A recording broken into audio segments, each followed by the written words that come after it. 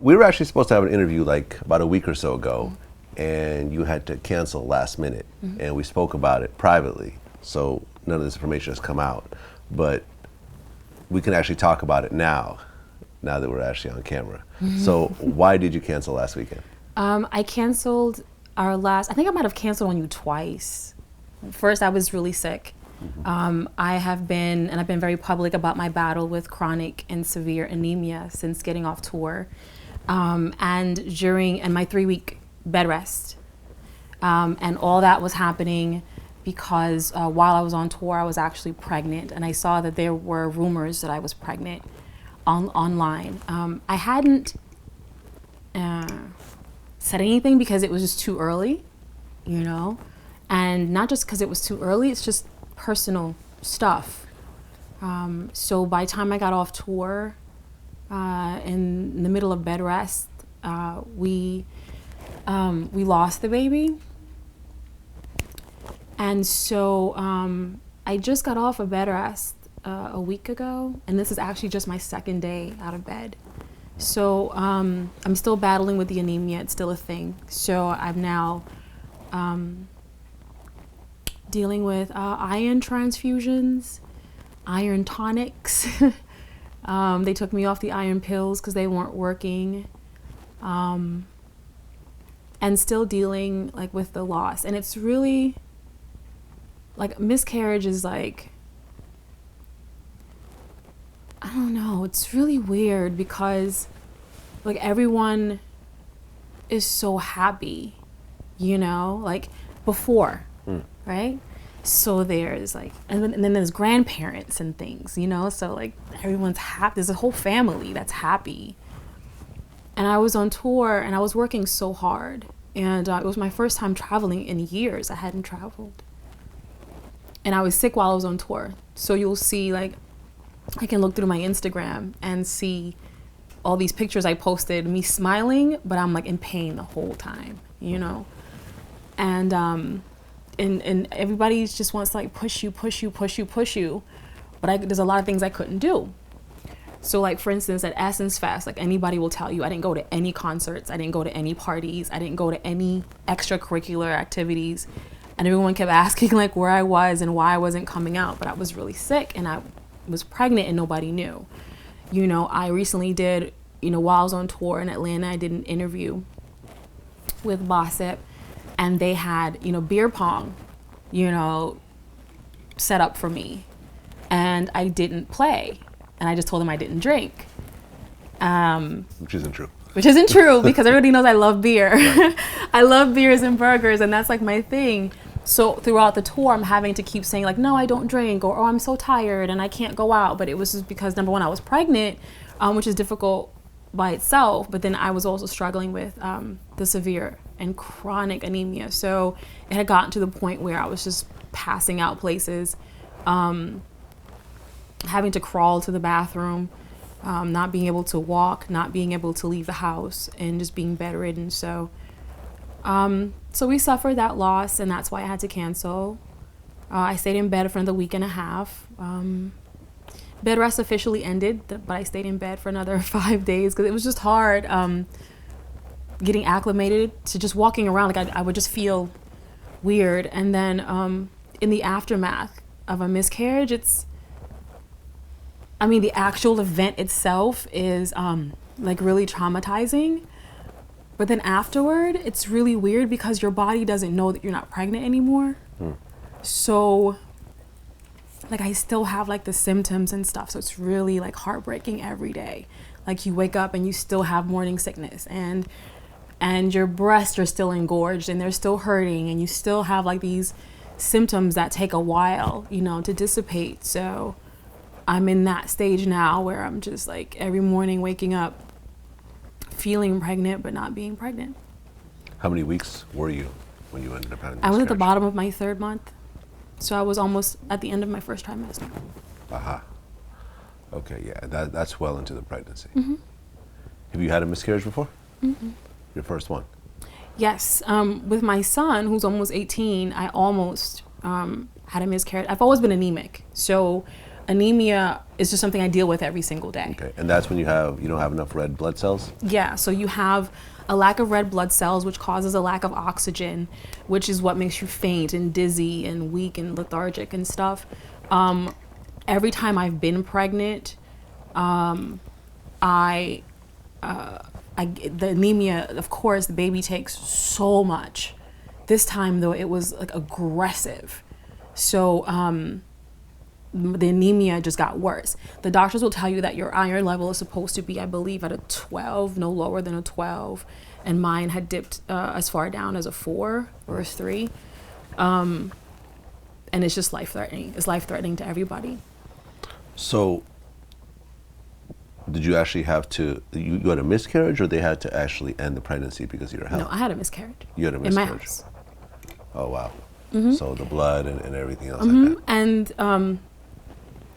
And the feeling, like, for people who, like, for women who it's happened to, like, you never forget the feeling of it coming out of that pregnancy. Like, the pregnancy had been ended probably like a day before.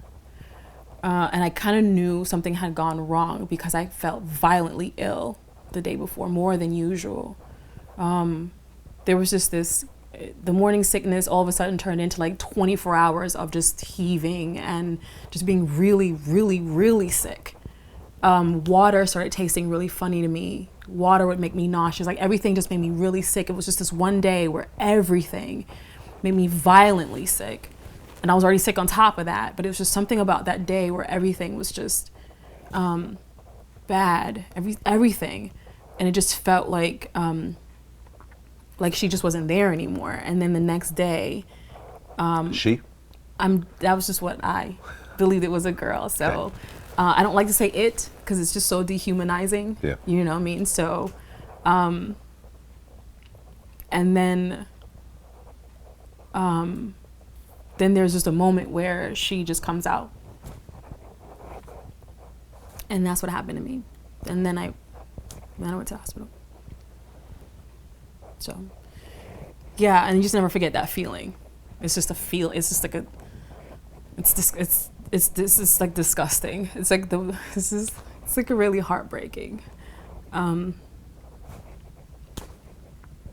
and having that moment like in the toilet is really hard because then you don't know what to do. You're like, you don't know if you should flush or. This is like the worst shit ever. So we're just still dealing with that. How did your husband take the news? Men are different. You guys, it's hard for me with that because like on one hand, I think that in the face of like tragedy, you guys have to be so strong, So I understand his strength.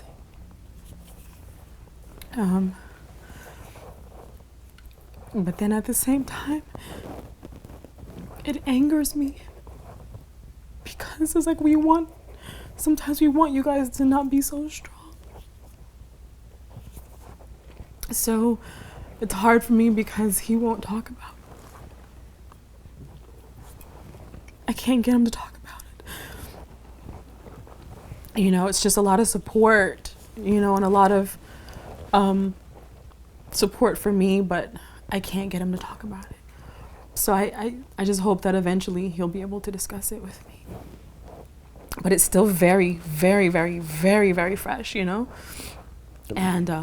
Does he have kids? No. Okay, so this would have been his first. But that's what happened. In our previous interview, we had talked about you having an ongoing relationship with Lil Wayne. Mm-hmm. So a lot of people are going to ask whether this was your husband's baby or Wayne's baby. I was going to say, how do we go from Miscarriage to Lil Wayne? No, this is the thing. I haven't seen Wayne since 2014. And I've said that. Like the last time I saw him was literally 2014. Yeah. We were halfway through 2015. There's no possible way.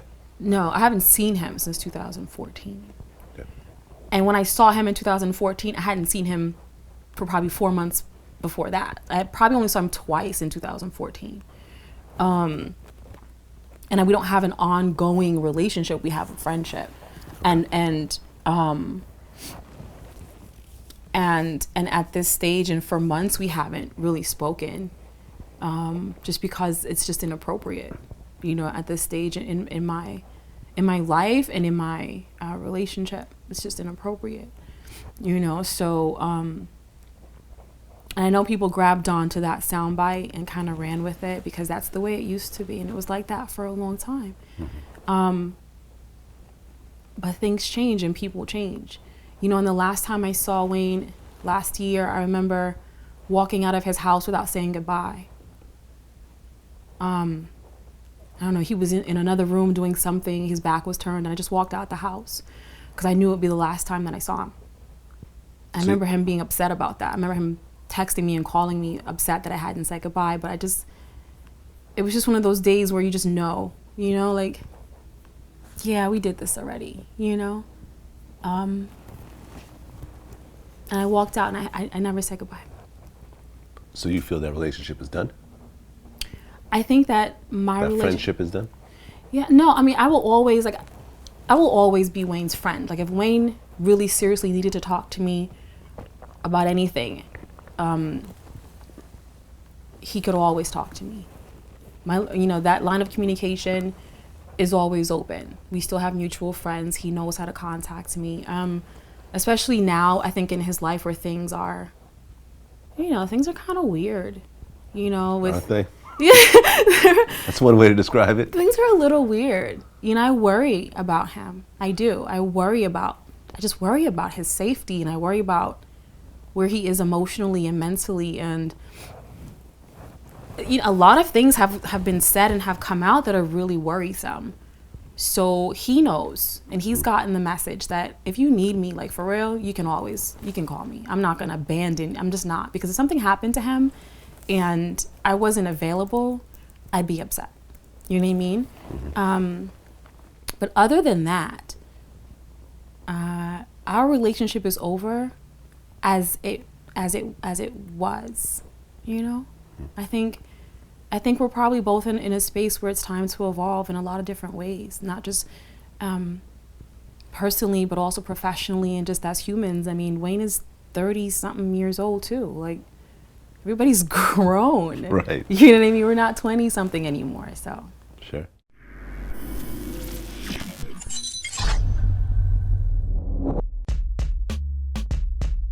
I've kissed him, and he's a good kisser, and that's all I'm gonna say for that. Yeah, he's a good kisser. He's an excellent kisser, probably one of the best I've ever had. I'm not gonna lie, man. To be non-biased. I don't know, man. It's been like 4 or 5 days, man. It's like, I don't know. It might be a little too late. I don't know, man. It depends on how hard he come. He gotta come with some ether type shit, man.